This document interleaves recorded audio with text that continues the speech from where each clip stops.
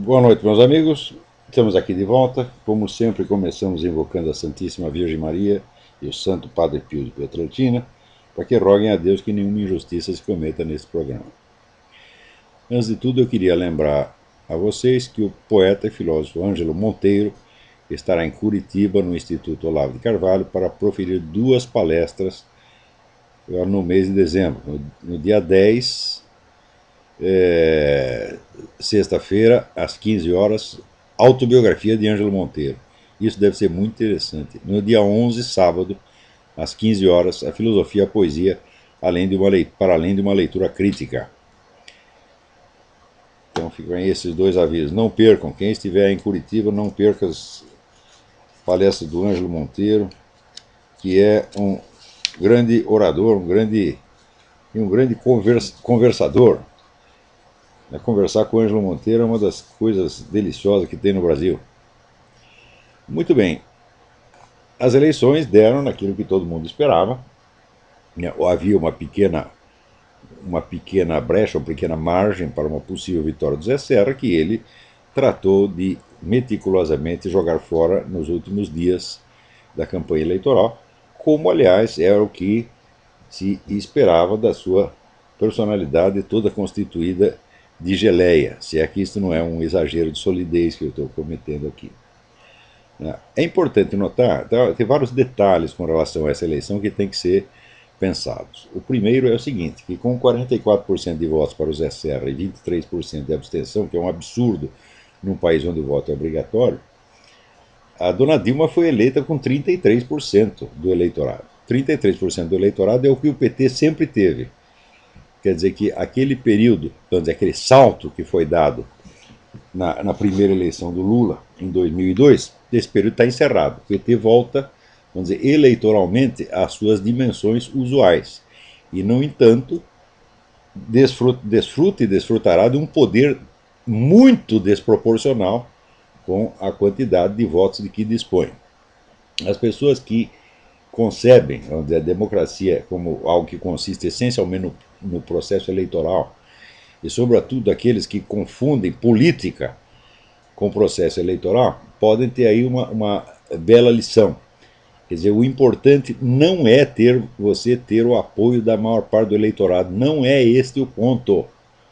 O importante é ter poder. Mas, é claro, eu nunca vou conseguir explicar a um José Serra, a um Geraldo Alckmin, a nenhum desses tipos o que é o poder. Quer dizer, os conceitos elementares da política estão tão infinitamente acima da capacidade dessas pessoas, tá certo? Que mesmo que abrisse o crânio e injetasse a coisa lá dentro, ia sair pelo rabo na mesma hora, tá entendendo? Quer dizer, não são capazes de manter nenhuma noção na cabeça. Se ensinar um cara desse a somar 2 mais 2 é um desafio sobre-humano, está infinitamente acima da minha capacidade, tá certo? Então, o pessoal realmente acredita que eu sou um bom professor, que eu consigo ensinar as pessoas, que eu consigo mostrar a ela, aos meus alunos, a realidade das coisas, mas olha, tem limite. Mesmo os maiores gênios pedagógicos da história, né?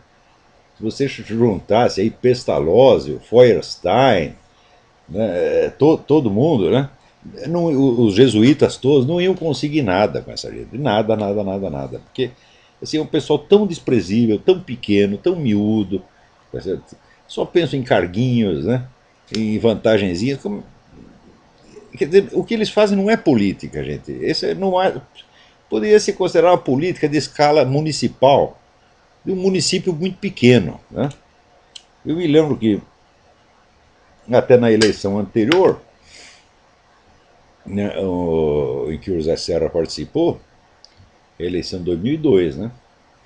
No debate final, todo mundo esperando que o Zé Serra fosse falar alguma coisa de substantivo, e quando chega assim, na última pergunta que ele tem para fazer para o Lula, ele fez a pergunta sobre tarifa de ônibus. O que é para fazer com um sujeito desse? Né? Chute no cu? Né? Não adianta, já expliquei que o cara não tem cu, porra. Né? Não tem, o negócio é reciclado, sobe tudo para a cabeça, evidentemente. Agora, eu acho que tem uma coisa boa que a gente deve celebrar nessa eleição. A carreira do Zé Serra está terminada, nós nos livramos dele. Porque vocês sabem que o Zé Serra ele desenvolveu dentro do partido dele, o PSDB, uma disputa ferrenha para que ele fosse apontado candidato. O que foi o grande desastre, o grande erro do PSDB. Tinha pelo menos dois candidatos mais promissores, que seria o próprio Aécio Neves, do qual eu não gosto nem um pouco, mas que eleitoralmente é um candidato muito mais forte do que Zé Serra, e a Cátia Abreu, que é uma pessoa muito mais confiável e de muito mais personalidade,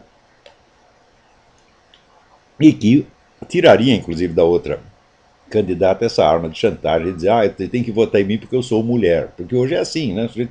Olha, você tem que votar em mim por causa das minhas características de nascença, né? Eu sou mulher, eu sou preto, eu sou índio, né?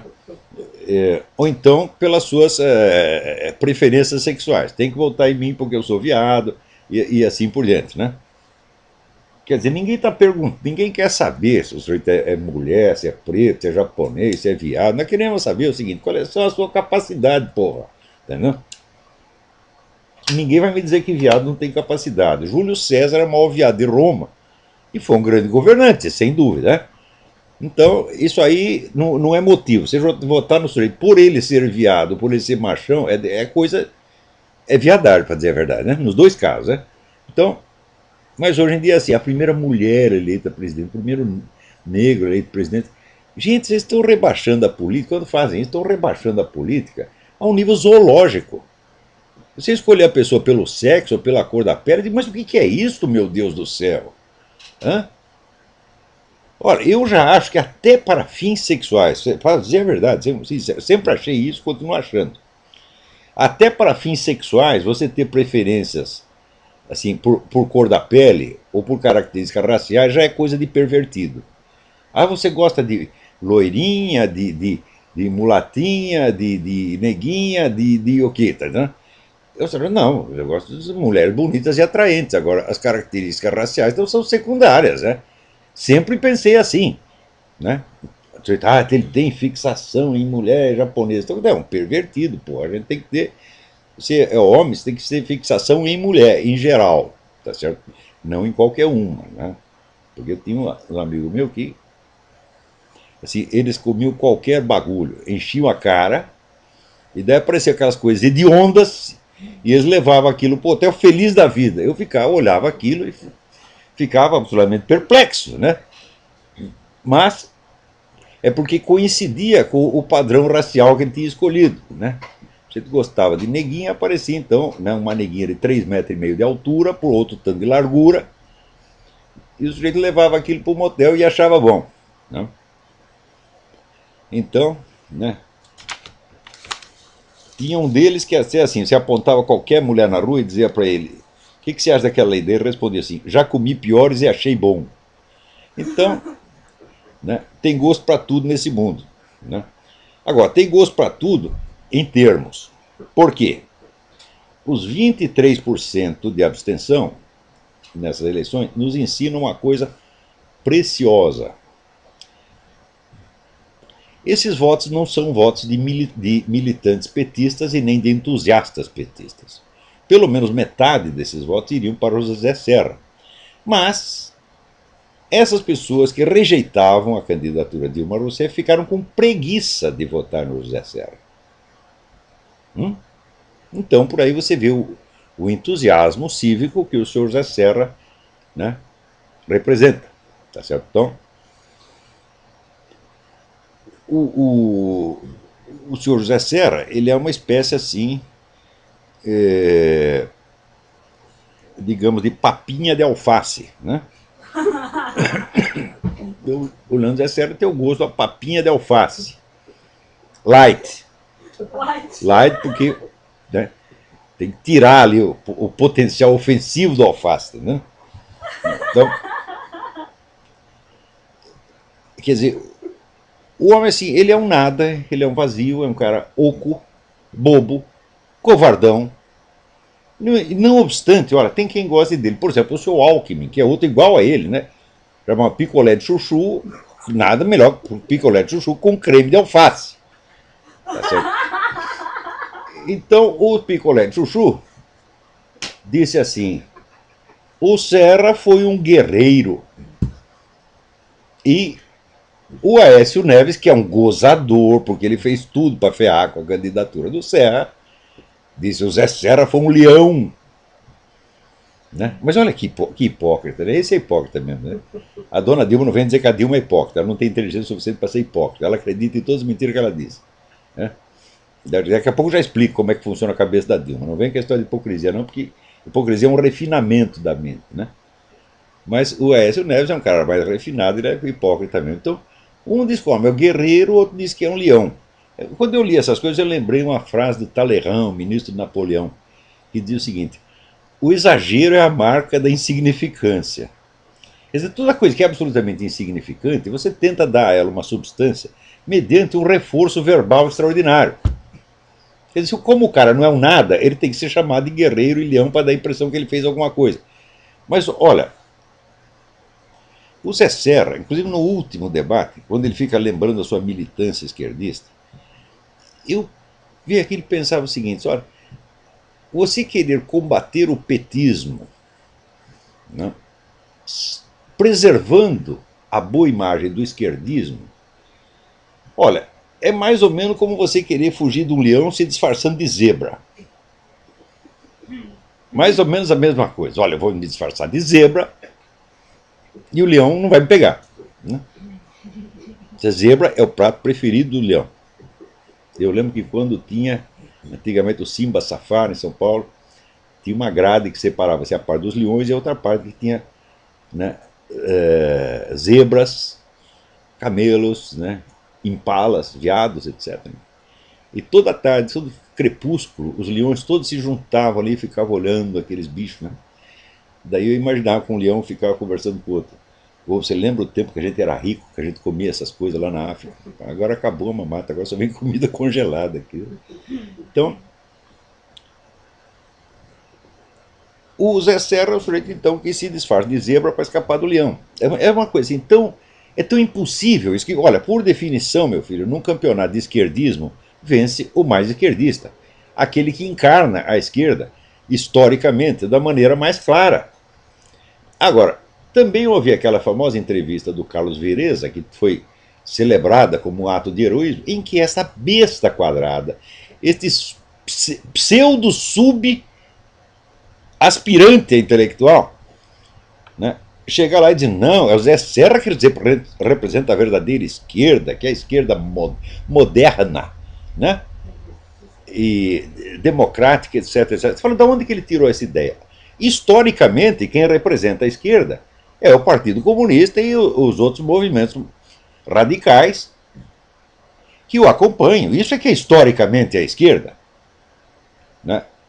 Maciçamente, não adianta você querer dizer, quer dizer, depois que melou tudo, não adianta você querer dizer não, esquerda eram os que estavam contra isso.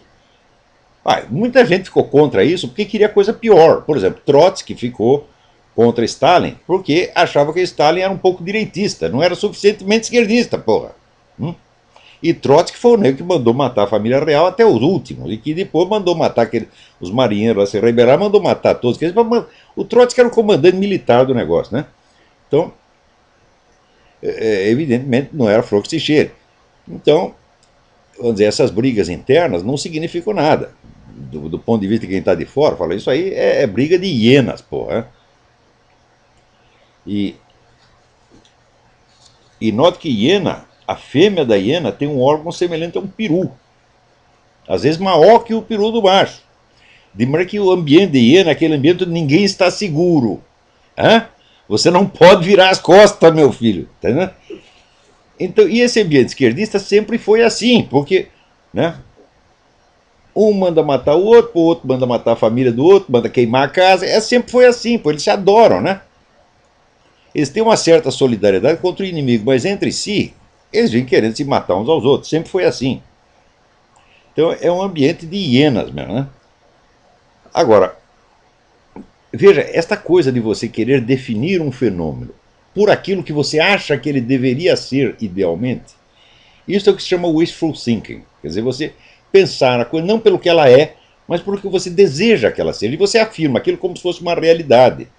É uma espécie que nem aquele negócio do Seisho no Ie, né? todo dia, sob todos os aspectos, estou indo cada vez melhor. Quer dizer, o cara se ferrando, desempregado, cheio de dívida, com hemorroida, todo cagado, né? E ali, todo dia, sob todos os aspectos, estou indo cada vez melhor. Né? Quer dizer, o sujeito que acha que o poder da palavra dele é o poder criador da palavra divina. Fiat lux, paft, aparece a luz.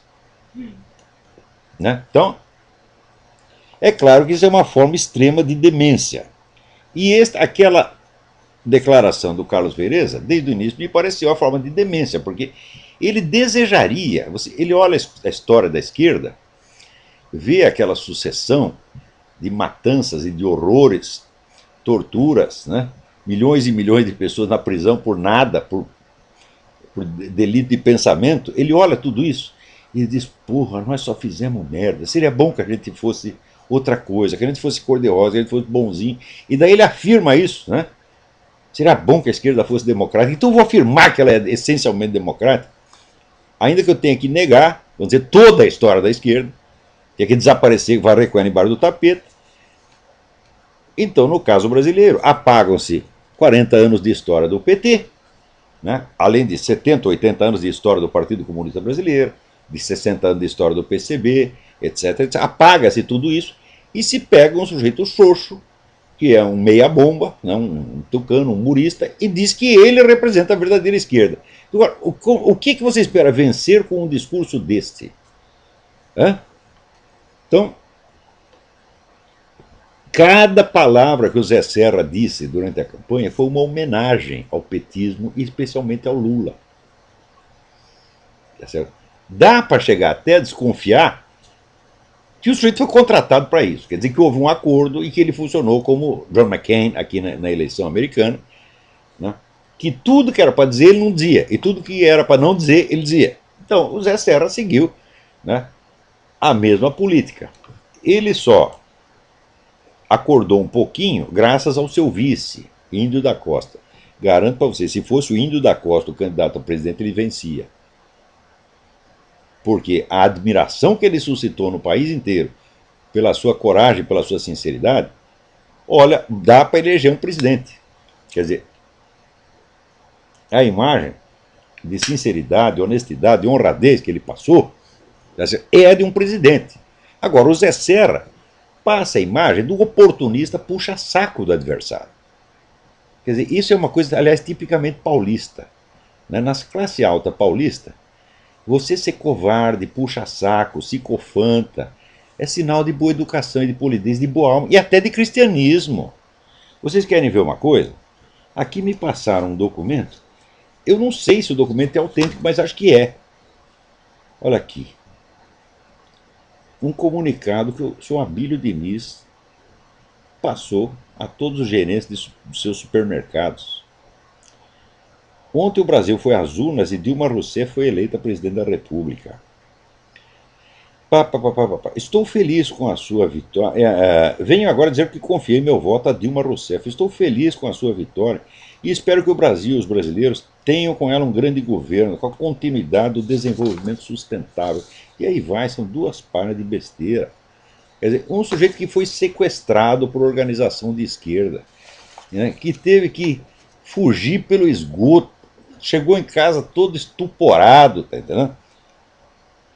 E agora fica puxando o saco dessa gente. Quer dizer, isso é claro que é síndrome de Estocolmo, mas a síndrome de Estocolmo em São Paulo é tida como um mérito moral. É sinal de que, eu não sou um cara vingativo, eu perdoo todo mundo, né? Ó, ele perdoa o mais forte, porque o que eu saiba, o perdão, na sua essência, perdão é um atributo divino, que Deus concede a prática desse atributo, tá certo? A papas, a governantes, tá certo? A guerreiros vencedores, né? A pessoas que estão por cima, a juízes, é isso? Então, o homem que está por cima, que tem o poder, então ele tem o dom de perdoar aquele a quem ele poderia punir. Qual é a vantagem de você perdoar aquele que está em cima de você, pisando na sua cabeça, e que tem poder total sobre você? Você tem que fazer o seguinte, você tem que lutar contra o sujeito, desarmá-lo, dominá-lo, e aí sim você mostra que tem coração e você perdoa. Eu tenho por norma, eu nunca perdoo o mais forte. Nunca. Agora, pergunta aqui para minha mulher, o mais fraco? Eu perdoo tudo. Você pode me xingar. Tu é um filho da puta, tu é estelionatário, tu é um traficante, tu é um viado, tá certo? Tu é um contrabandista, você comeu sua mãe. Você pode falar tudo, tudo, tudo, tudo. Eu, na hora, xingo o sujeito e 2 minutos depois perdoei. Sempre, sempre. Porque é tudo fraco. Né? Agora, como é que eu posso perdoar o mais forte, meu Deus do céu? Eu não tenho poder sobre ele, então eu não tenho poder de perdoar. Então, esse tipo de perdão é um fingimento.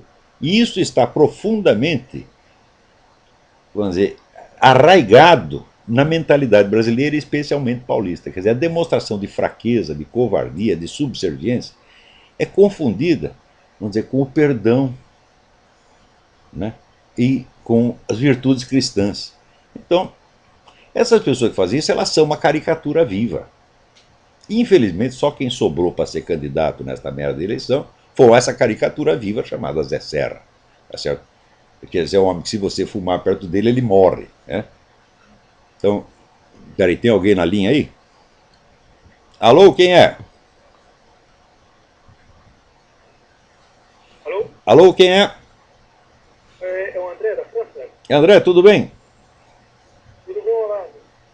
Olavo, era apenas um comentário, mediante tudo isso que a gente vê na política brasileira, na cultura brasileira, o país, né, em geral, me faz lembrar daquele filme, um filme britânico, né, Brasil, o filme da década de 80. Não sei se o senhor consegue lembrar desse filme. Eu lembro do título, mas não lembro do filme. Eu lembro que ele houve um filme com esse título, sim. Mas eu acho que eu não É um assisti. filme britânico.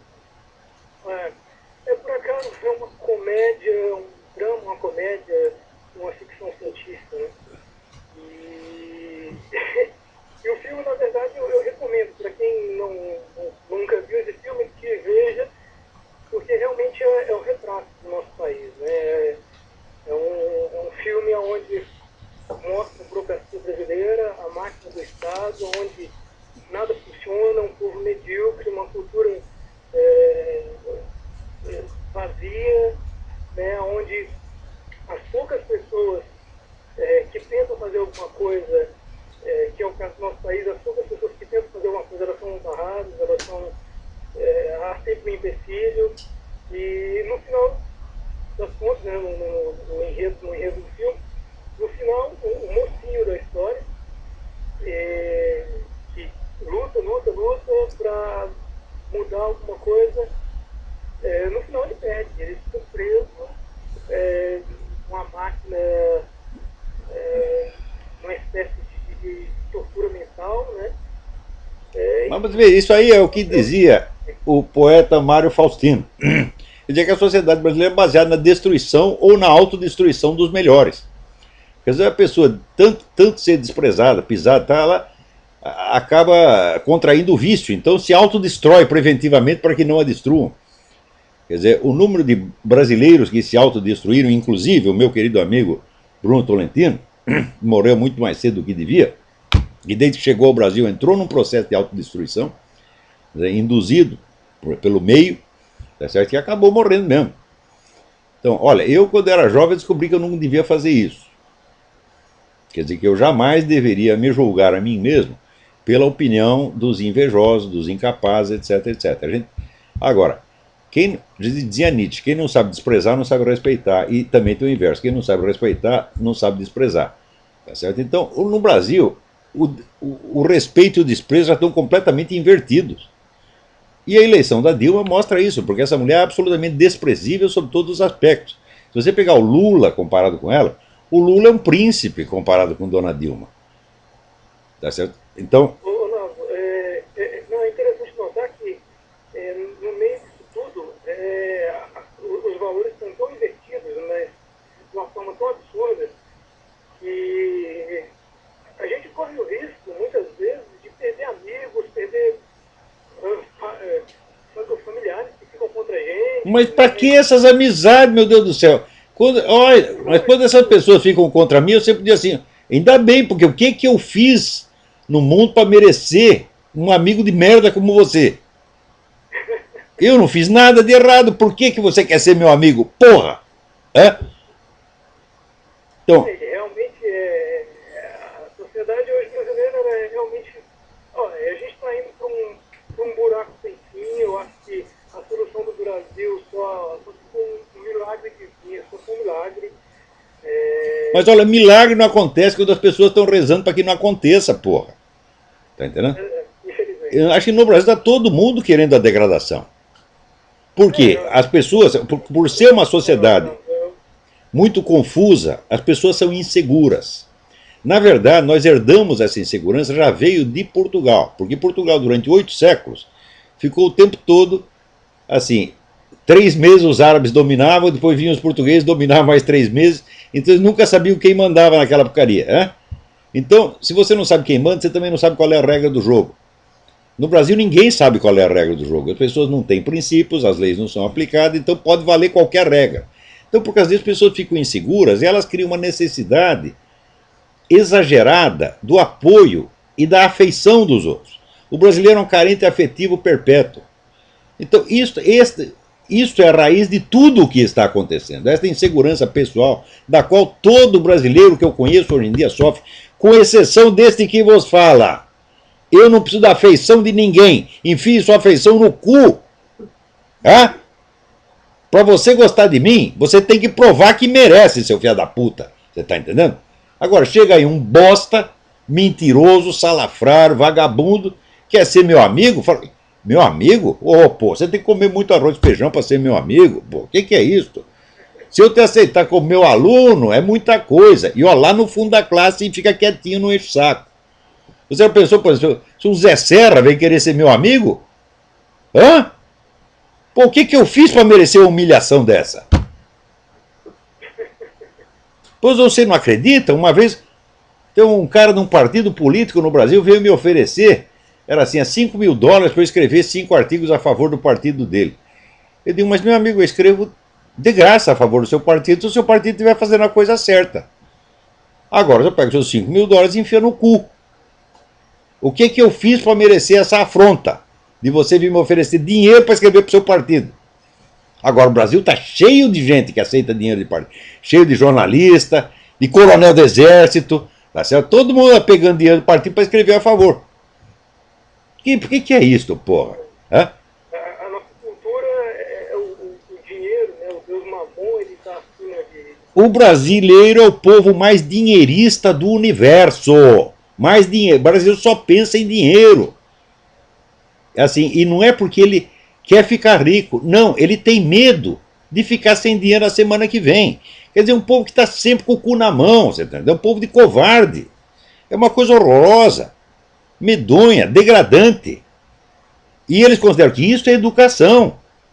Eu digo, olha, na minha geração, era essa educação que já se passava para as pessoas. Mas algo me disse que aquilo estava errado. Graças a Deus. Estou acompanhando o programa aqui, eu só queria fazer uma pergunta com relação ao curso de filosofia.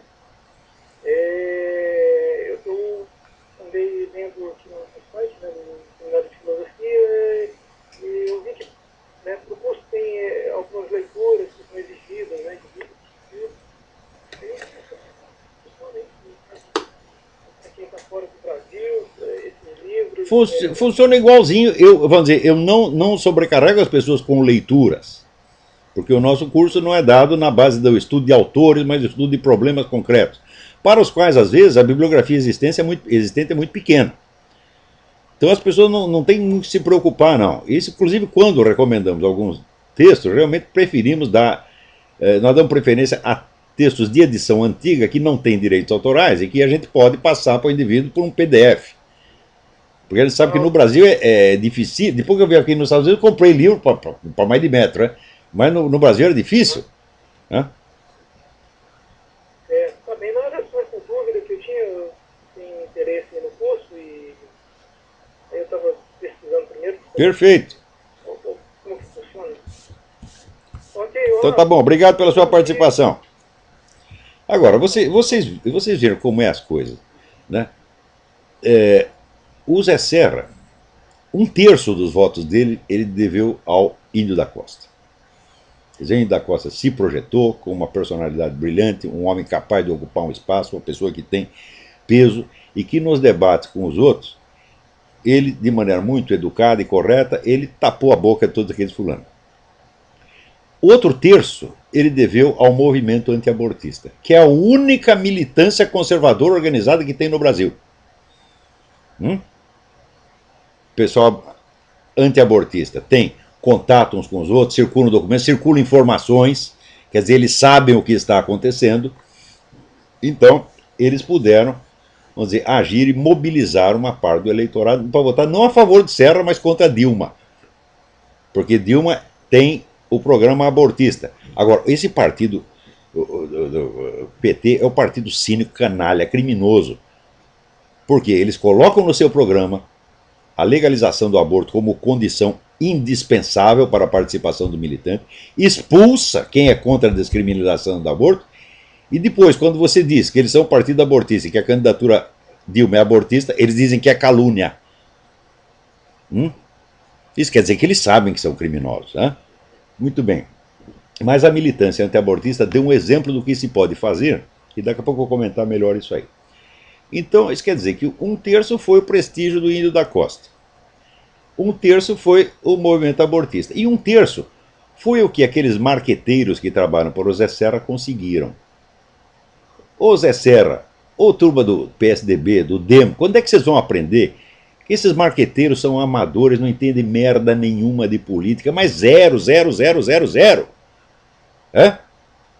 Agora, a confiança que tem em marqueteiro é uma coisa incrível. E o marqueteiro, então, vai lá e cria aquela imagem bonitinha, né? Do sujeito, uma imagem toda empoada, cor-de-rosa, constituída exclusivamente de bom mocismo, e quer que o sujeito vença com isso. E os caras... Agora, quando chega alguém que estudou o negócio, explicou, olha, assim, eles não querem ouvir, porra. Porque no Brasil o conhecimento é uma coisa ofensiva.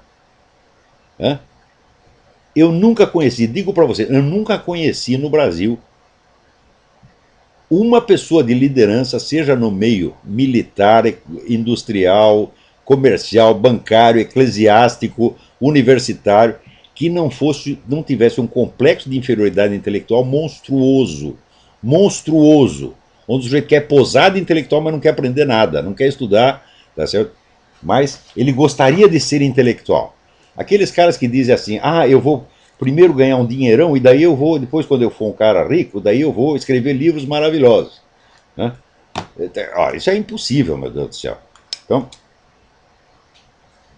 quer dizer, todos acham que a atividade intelectual é uma espécie de hobby, ao qual você vai se dedicar quando você se aposentar. Não entende a seriedade, o profissionalismo da atividade intelectual, nem tem a menor ideia disso. Ser intelectual para eles é uma questão assim de publicidade, é questão de imagem apenas. Então, evidentemente, quando eles veem um cara que tem estudo realmente, eles sentem assim, sabe, de um lado tem uma bolha de sabão, do outro lado tem uma bola de ferro, encosta uma na outra, o que você dá? O que vai dar? A bolha de sabão explode, evidentemente. Então eles se sentem muito mal por causa disso e querem acabar com você, pô. Claro que não acabam. Porque quando você pega um homem que tem solidez, que estuda, que está, vamos dizer, passou a vida buscando a verdade, mas buscando dia e noite, tá certo? Em vez de aderir a uma pseudo-verdade aos 15 anos e sair, continuar proclamando aquela porcaria o resto da vida, uma pessoa assim tem solidez e tem alguma personalidade, meu Deus do céu. Então esses camaradas, vamos dizer, perto de mim eu sempre senti que eu estava falando com criança. Se eu juntasse uma assembleia de 2.000 desses, eu fazia bu! Eles saíam todos correndo. Sempre foi assim, porra. Sempre morreram de medo de mim. É uma coisa... Eu ficava com vergonha por eles, porra. Sempre foi assim. E o brasileiro, quando ele fica com medo, ele tenta se fazer de importante, né? Para ver se tem um pouco de alívio. Então, por isto mesmo, esta eleição trouxe uma coisa muito boa que foi, vamos dizer, a restauração da dignidade da posição pública da Igreja Católica, graças ao Papa Bento XVI, que num gesto inspirado, abençoado, cobrou dos bispos o que todos eles já sabiam que era sua obrigação, mas ninguém queria cumprir. Por quê? porque todos querem ficar bem na fita, quer ser amigo de todo mundo e quer ser amado pelos seus fiéis. Não é isso? Então, ó, nós estamos aqui para pregar o amor a Deus e não o amor a nós mesmos, você está entendendo? Agora, os bispos não, ele quer que o fiel chegue lá, beije a mão dele, chame de eminência, né? Dê no tratamento como se ele fosse um pai. Todos querem isso, então estavam lá todos no seu canto, quietinho no seu canto, deixando a candidatura abortista crescer, crescer, crescer. O Papa chegou e mandou parar com essa porcaria. E por incrível que pareça, eles se mobilizaram. Agora, o partido do seu Zé Serra, veja o que faz. Na mesma semana, vem este bosta desse governador de São Paulo, Alberto Goldman, para dizer que a atitude do Papa foi inadequada. Inadequada. É? Olha, combater o abortismo é obrigação de todo católico há muitas e muitas décadas, meu Deus do céu. Isso é doutrina que está incorporada na igreja, tá certo? Isso é doutrina mesmo da igreja, isso não é opinião do Papa, como disse essa merda dessa Dilma Rousseff. Ó, o Papa tem direito a ter a opinião dela. A opinião dela é o caralho. Primeiro que você diz que é católica, então teoricamente é a sua opinião também. Não é isso? A não ser que a senhora não tenha sido eleito só presidente do Brasil, mas também papisa, né? Então, quer dizer, o próprio partido do Zé Serra, né, vem tentar amortecer a atitude do Papa e desencorajar os bispos de cumprir essa obrigação. Por que é isso? O senhor Alberto Goldman, ele é um cara que foi criado pelo Partido Comunista Brasileiro. Eu, quando era militante, veio lá a recomendação do Comitê Estadualista dos caras que eram para votar, estava lá Alberto Goldman, ele que negue se for homem. Né? Então está explicado qual é a origem desse sujeito. Agora, o que nós podemos fazer, né, quando, para enfrentar o PT, nós temos um partido que elege Alberto Goldman e escolhe Zé Serra como candidato. Aí está tudo perdido mesmo, gente. Mas esta restauração, vamos dizer, ainda que temporária, da posição pública da igreja, esta é uma coisa promissora. Por quê? Porque a destruição do Brasil começou com a destruição da Igreja Católica no Brasil. A hora que Teologia da Libertação tomou todos os seminários, né, não sei quantas arquidioceses, acabou o Brasil. Porque, olha, eu vou lembrar para vocês o que dizia o general Charles de Gaulle, que a identidade nacional de um país consiste de três coisas: língua, religião e alta cultura. A alta cultura não existe mais. Né? A religião passou a ser encarnada em tipos inferiores, como Helder Câmara, que é um homem que só vivia de autopropaganda, tá certo? Era um homem falso até no jeito de falar. Você pega as gravações do homem, vê como ele faz o tom do sujeito já é falso. Lembra Paulo Evaristo Arnes, aquela voz melosa, aquela coisa. Pô, o que é isso? Isso é a imagem da igreja, meu Deus do céu. Hã? Então, a partir daí, a coisa foi pro brejo. Acabou a autocultura, acabou a religião, acabou a língua, porque hoje em dia ninguém consegue falar português. E a dona Dilma, vocês veem, quando ela foi entrevistada, perguntaram que livros que ela gostava, falou: ah, eu li um livro recentemente, o livro me impressionou muito, era muito bom, mas eu não lembro o título. Então essa mulher nunca leu nem Tio Patinhas, porra, ela não leu nem o programa do PT, ela faz o que lhe mandam. É? Então, agora no Brasil se considera que a cultura é apenas um adorno que você vai botar em cima da pessoa. Então, é curioso que o brasileiro acha o seguinte: primeiro ele tem que resolver todos os problemas práticos da vida e depois ele vai tratar de se tornar inteligente. Como é possível uma coisa dessa? É? Você dizendo, por exemplo, esse pessoal todo admira muito, né? O pessoal petista. O Lula, por exemplo, admira Getúlio Vargas. É? E quer ser o Getúlio Vargas. Getúlio Vargas é um homem de alta cultura. Getúlio Vargas sabia trechos de Nietzsche de cor. Ele era o livro de cabeceira dele, era um livro que eu não recomendaria, mas ele lia Nietzsche e sabia aquilo de cor. Então, não era um qualquer, não era um idiota, tá certo? Agora, onde é que você vai achar no mundo um grande estadista que não tem alta cultura? Isso não existe, minha gente, isso é impossível. Você pega aqui Abraham Lincoln foi um dos maiores escritores da língua inglesa. Pega o Winston Churchill, mesmíssima coisa.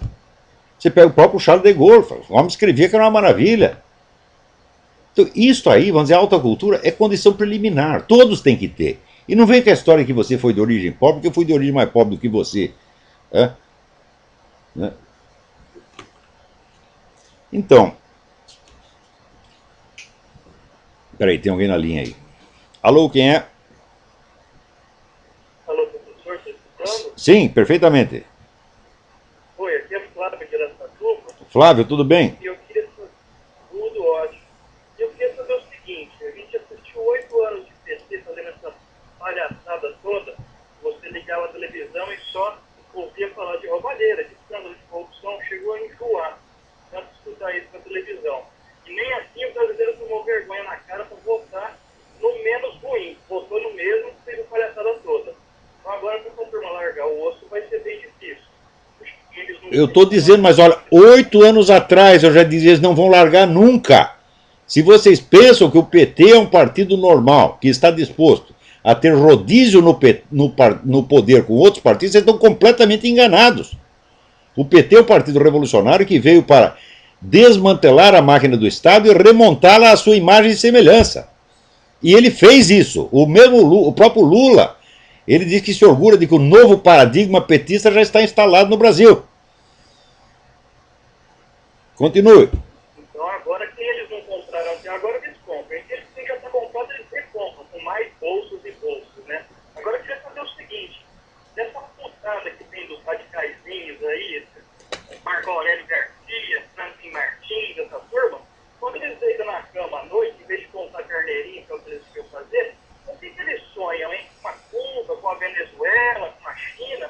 O senhor acha que eles têm algum modelo que eles almejam? Ou é só roubar mesmo, encher o bolso de dinheiro, ficar no poder para sempre e tá bom para eles? Olha, essa pergunta pressupõe que existe assim o comunista sincero e o comunista ladrão. Eu digo, a diferença não existe. O comunismo é uma coisa essencialmente corrupta desde o início e desde a raiz. Tá certo? Então, você roubar é aumentar o poder. E você alegar um ideal futuro, esta é a prática normal desde que existe esse movimento. Por um motivo muito simples. Se o sujeito diz, eu tenho o plano do mundo melhor a ser realizado. Bom, o plano está lá no futuro. Como é que nós vamos realizar? Primeiro, nós precisamos adquirir o poder de realizá-lo. Então, você tem duas etapas. Primeiro, a conquista do poder. Segundo, a realização do mundo maravilhoso. O mundo maravilhoso continua hipotético e futuro, por definição. Mas a conquista do poder é a parte real da história.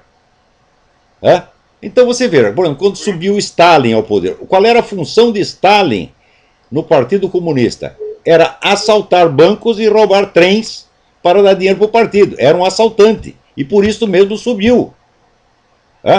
Agora, você acha que o sujeito vai ficar assaltando e roubando para o partido durante 10, 20 anos e não vai pegar nem um pouco de dinheiro para si? O bom ladrão, meu filho, não existe. Então, todos eles sempre assim, sempre... A conquista do poder total implica o domínio total sobre a riqueza, meu Deus do céu. Sempre foi assim desde o início. Então não existe assim, o comunista idealista e o comunista ladrão. O comunista autêntico e o comunista fingido. Não, são todos fingidos. Isso é da natureza da coisa. Tanto que você vê, quem é o brasileiro que era mais próximo do Fidel Castro? Né, Zé Dirceu? E qual é o mais ladrão de todos? Zé Dirceu mesmo.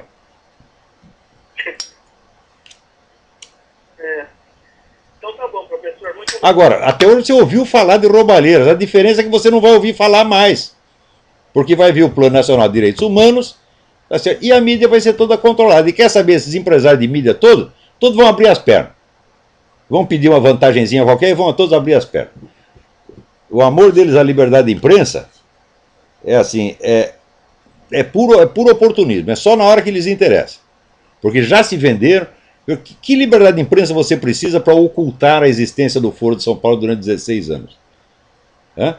Eles já controlavam a imprensa em nome do PT e faziam tudo que o PT queria. Agora, o PT reclama dessa gente, reclama de barriga cheia, porque mais do que a Globo incensou Lula e o governo Lula, é impossível. Então, não é necessário nenhuma liberdade de imprensa para você puxar o saco de quem está no poder, que é a principal ocupação da mídia. Exceto em raros instantes.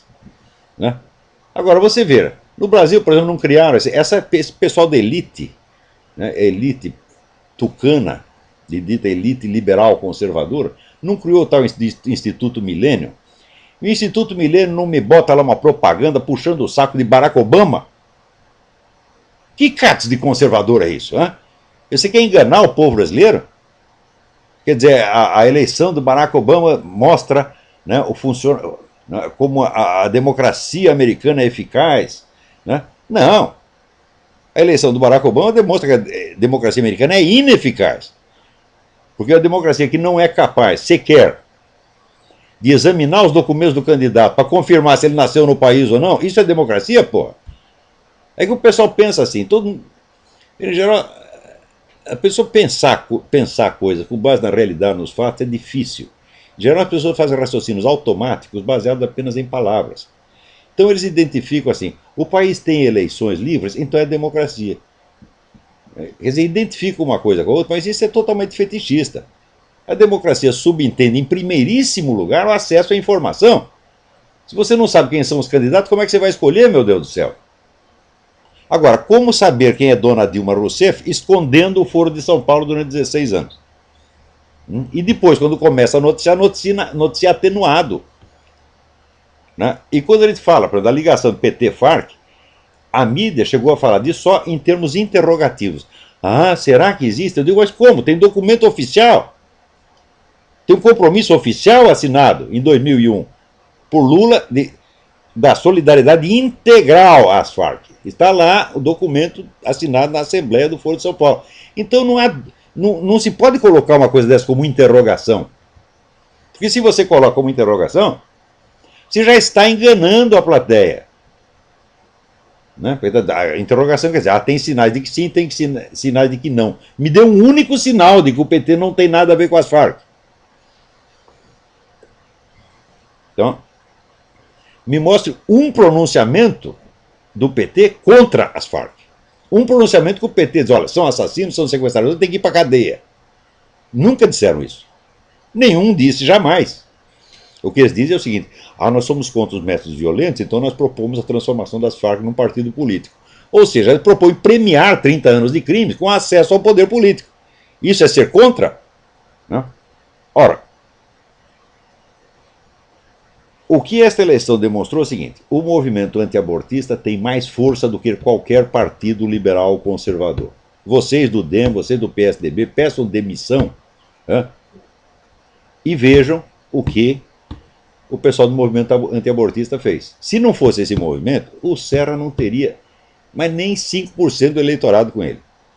Porque o Serra é insignificante, é um covardão, todo mundo sabe, não sou eu que estou dizendo, é um puxa-saco da esquerda, tá certo?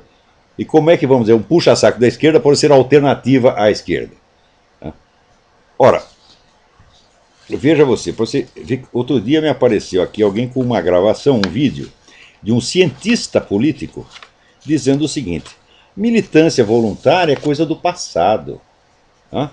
Agora, o que vale é a militância profissional. E daí mostrava lá 2 ou 3 fulano fazendo propaganda para um partido, para o PSDB ou para o PT, etc, etc. Então, no primeiro, o sujeito confundia militância com cabo eleitoral. Militante com cabo eleitoral. Cabo eleitoral sempre foi profissional. Em segundo lugar, a militância sempre teve pelo menos 10% de profissionais. E se você diz que militância é coisa do passado, agora militância voluntária é coisa do passado, vai dizer isso para a turma do MST. Né? O MST tem condição de colocar 5 milhões de pessoas gritando na rua a qualquer momento. Né? Militância voluntária é coisa do passado. Você se lembra como caiu o Collor? Você acha que alguém espalhou dinheiro para todos aqueles milhões de pessoas que foram para a rua? Quer dizer, como é que um cara desse intitula cientista político? Mas garanto que, quando eu escrevi o meu artigo A Falta que a Militância Faz, imediatamente os políticos foram consultar um bosta desse. Mas o que você acha disso? Ele diz, não, militância é coisa do passado. O que precisa é cabo eleitoral pago. E os idiotas acreditaram, porra. Então, olha, qualquer atividade na esfera política, eu já dizia isso há anos atrás, qualquer atividade na esfera política eleitoral é tempo perdido. Porque você tem que conquistar. Você só pode conquistar votos quando você já tem o poder. E o poder significa 2 coisas. Primeiro, significa hegemonia cultural. Você tem que dominar a atmosfera psicológica e Em segundo lugar, significa o poder social que você tem, a influência que você tem sobre igrejas, clubes, sindicatos, escolas, etc, etc. Aí sim você pode se lançar na política eleitoral. A política eleitoral tem uma base sociocultural, meu Deus do céu. Agora, você fazer política em cima de uma base sociocultural que foi construída pelo seu adversário, você está lá pedindo para levar tapa na cara. Isso quer dizer o seguinte: o Brasil precisa de uma urgente reconstituição da dignidade cultural e, sobretudo, religiosa. São os três elementos: língua, religião e alta cultura. Então vamos restaurar a língua, vamos restaurar a Igreja Católica e vamos restaurar a alta cultura. Se você fizer isso, talvez daqui 30 ou 40 anos você possa se livrar do PT. Talvez. Porque nesse ínterim, enquanto o PT está no poder, a degradação prossegue. Você vê aqui fenômenos como esse Tiririca, por exemplo, né, seriam inconcebíveis. Quer dizer, voto de palhaçada sempre houve. Quer dizer, a sátira, o voto satírico sempre houve. Mas nesse nível não, do sujeito dizer: vocês têm que votar em mim porque eu sou incapaz. Vocês têm que votar em mim porque eu preciso de dinheiro. E o cara ter essa votação toda que teve, né? Isso só foi possível por quê? Porque o Tiririca não é muito diferente do Lula. O Tiririca tem a mesma cultura do Lula, ele só não tem a experiência sindical que o Lula teve. O Lula teve um aprendizado no partido, ele sabe, né, como funciona o partido, essa mecânica toda ele conhece, e ele sempre teve a habilidade de lidar com os vários grupos dentro do partido. Então tem aquela esperteza pragmática de político do interior, né, injetado com um pouquinho de teologia da libertação, um pouquinho de comunismo na cabeça. Essa é a diferença insubstancial entre ele e o Tiririca. Garanto que o Tiririca é até mais culto do que a dona Dilma.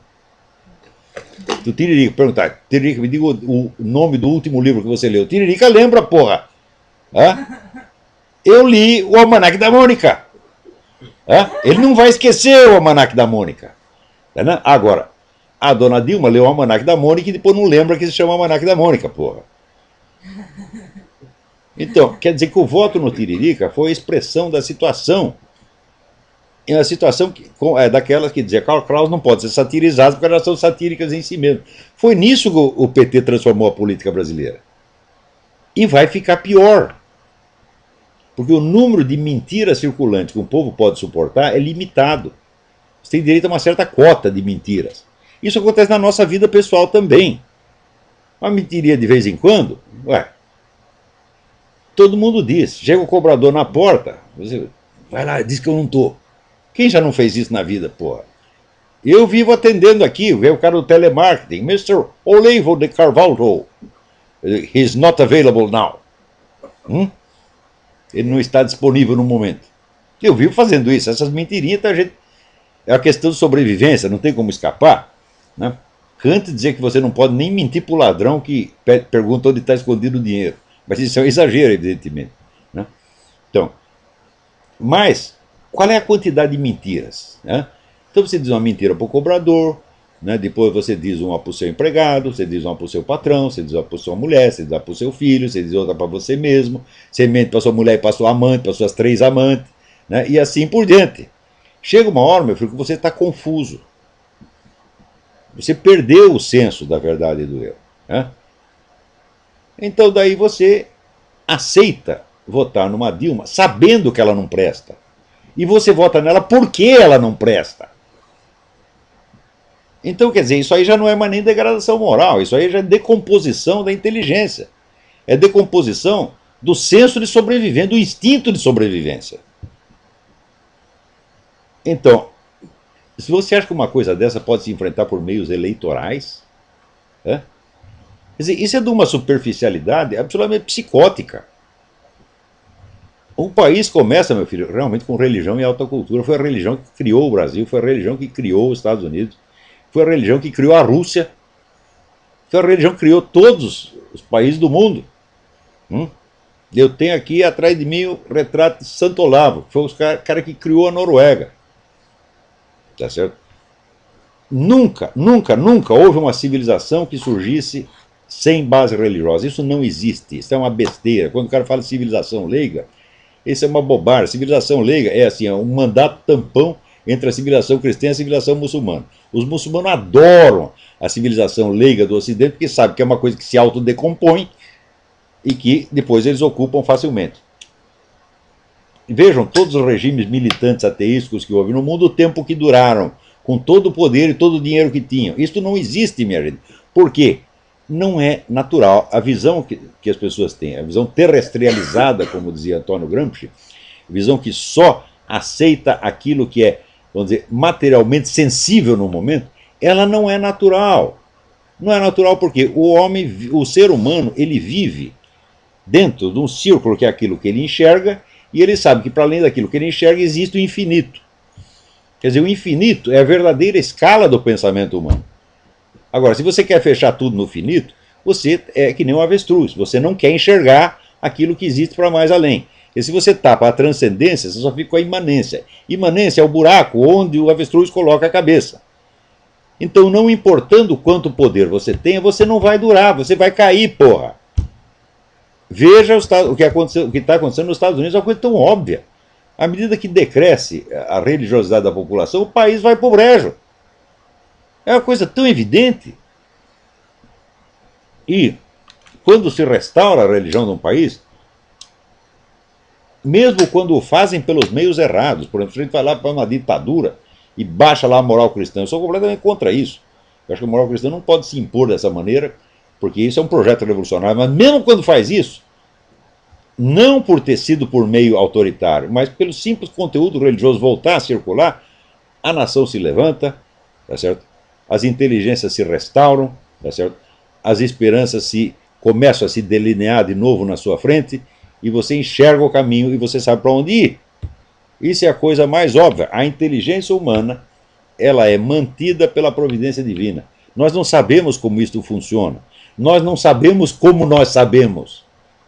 Nós não compreendemos direito o processo da nossa própria inteligência. Mas nós sabemos que sem inteligência nós não vamos sair do buraco. E nós sabemos que nós não podemos dar para nós mesmos essa inteligência, que nós não sabemos de onde veio. Então, o caminho para a restauração do Brasil é restauração da Igreja Católica, restauração da alta cultura e restauração do idioma. Se não fizer essas três coisas, meu filho, pode tirar o cavalo da chuva. Nada, nada, nada, nada vai dar certo nunca. Não vai dar certo nem para a porra do PT. Né? Nem para eles vai dar certo. Porque a hora que tiver o poder total, vai ser a interdestruição, como foi na União Soviética, como foi em Cuba, como foi na China, como foi em todos os lugares que essa gente dominou. Tá certo? Então, é aquilo que diziam no século XIX, já diziam os cristãos conservadores, olha, nós fomos vencidos, mas nós obtivemos a vingança dos nossos vencedores. E pior, nós obtivemos a vingança pelas mãos deles mesmos. Eles nos derrotaram e em seguida se mataram uns aos outros.